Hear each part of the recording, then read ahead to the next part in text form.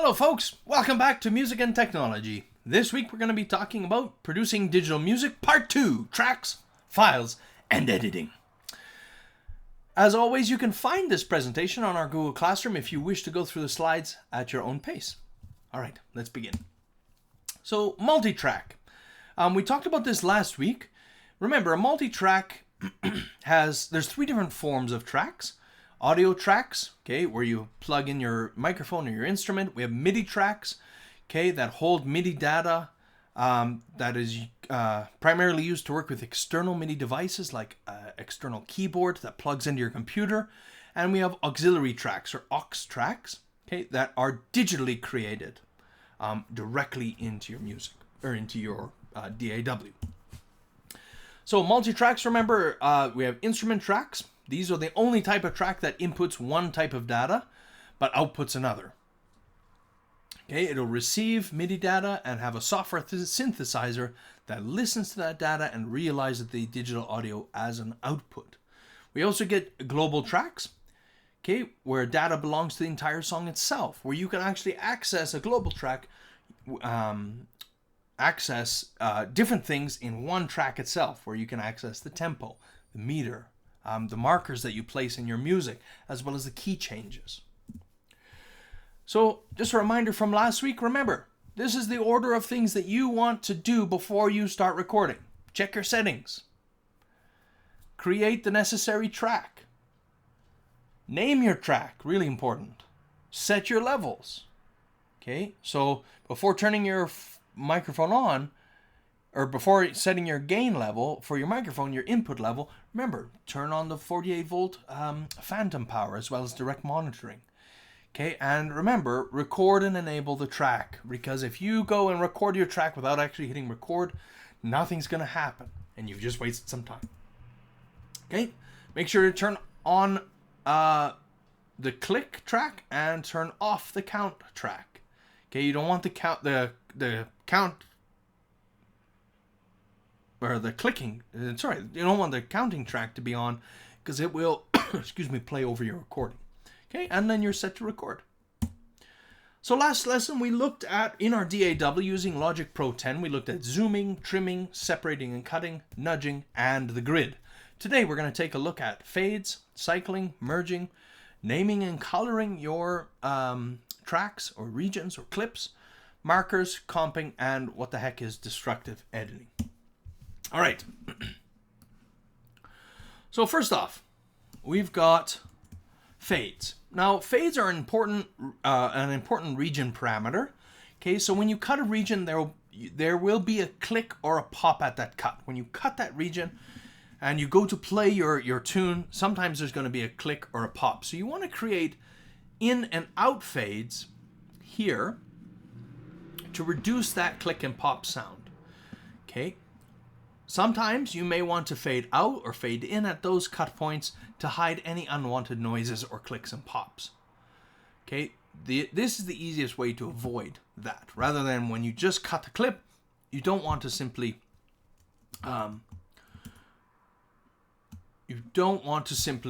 leave it. You want to create an in and out fade to reduce the sound of the clicks and pops that you'll hear in your recording.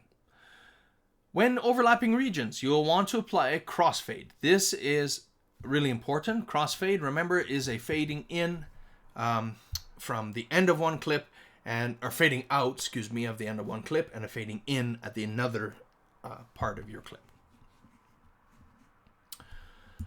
All right, cycling. So when editing, it can be very helpful to repeat small sections of your music so you can fine-tune that edit until it is perfect. When I was recording the saxophone part last week, I turned on a cycle of the drum track so that it would just play over and over and over again, and I could record different takes over top of that cycle. If I didn't have cycle on, okay, it would just play the drum track and then keep recording without the drum track, and I don't want that. It really helps when you are, rather than making different tracks, you can just re-record over the same track over and over and over again. It'll cycle through that, 8-bar section over and over again, so you can really get it perfect on the first try. or maybe not even on the first try, but you can get it perfect on one track alone rather than creating a whole bunch of different tracks. So merging.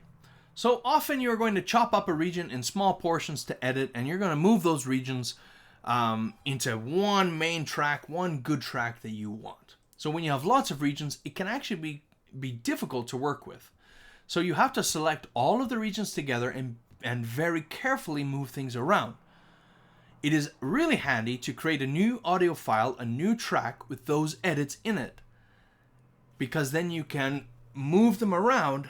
And so, for example, in our track last week, I recorded 2 tracks of the same saxophone part, but there are chunks of those saxophone parts that I really like. I don't like the entirety of one or the other, but I like parts of both. So what I'm doing is I'm clipping and cutting the parts that I like, putting them, moving or copying those pieces into a new track, and then merging them together. So as you can see in this picture here, these are not merged yet. But what you can see here, we have crossfades. Okay, we have a fade out and a fade in between each of our tracks. And what I want to do is I want to merge these together into one single audio track. But you have to be careful when doing this because it is a type of destructive editing. The new file that is created won't have information from your previous audio tracks. So it's really important that you take your time and very carefully select your small portions that you want to cut and copy over before you merge into that track. Okay? You want to make sure that it is just perfect and just right in your sound recording before doing this. Alright, so naming and coloring your tracks. You may find that it can be confusing as to what the individual regions are, because when you create a new track, it automatically creates a blue track automatically, and every single track is blue. And every single track is going to be named the same thing. Audio 1, Audio 2, Audio 3. So it's handy to change the colors of your tracks and change the names of your tracks so you know exactly what you are working with. Sometimes there are key commands or tools that you can use to do this. I really like just simply right-clicking over the track or the region itself, changing the color, and double-clicking on the name to change it to the name that I want. All right, markers. While regions define specific locations within a track, a marker is defining a specific location within the entirety of your song. And so if you have one long recorded song, you can actually and you've recorded it in one long track, one take, you can create markers within that song telling you, okay, at the beginning of measure 5, the verse begins. At the beginning of measure 11, the solo part begins, and for the first 4 measures, we have an introduction. This becomes really handy when you're in trying to locate specific parts of your song, okay? And it's important to be able to put markers in and name them and even possibly color them to keep your song and your recordings as organized as possible. To add markers, the tool is often found in the global track section of your DAW. It is found in the global track section if you go under track in Logic Pro 10, and you'll see global tracks. You can actually select them and input markers and name and color them separate things, depending on what you're trying to do. Comping. What is comping? Well, comp track or compiled tracking or comping for short. Okay. We often will record many different takes or many versions of a single performance and then choose the best pieces of them. Before we merge them, we want to comp them. Okay, and we call this a compiled track. We then will create a compiled version around a comp track that includes the best pieces from each of those different takes. So I might really like measure 1 and 2 from one take and measure 3 and 4 from another. I'll cut and clip them and create one comp track before I merge them together. Many DAWs, including Logic Pro 10, have a take feature built right into them. So if you record over and over on a single track, it'll actually remember all those different recordings and save them as different takes in that same performance. Now, if your DAW doesn't include a comp feature, you could always simply create many tracks, name them similarly, but put different take numbers. So you might say saxophone beat saxophone swing rhythm, take 1. Create a new track, rename it saxophone swing rhythm, take 2. Playing the same thing in both tracks, but both tracks are not going to be exactly the same, and so you may like certain features of one over the other. Now, a good habit to do when comping, okay, is to create a new track and then set the input to none in your DAW.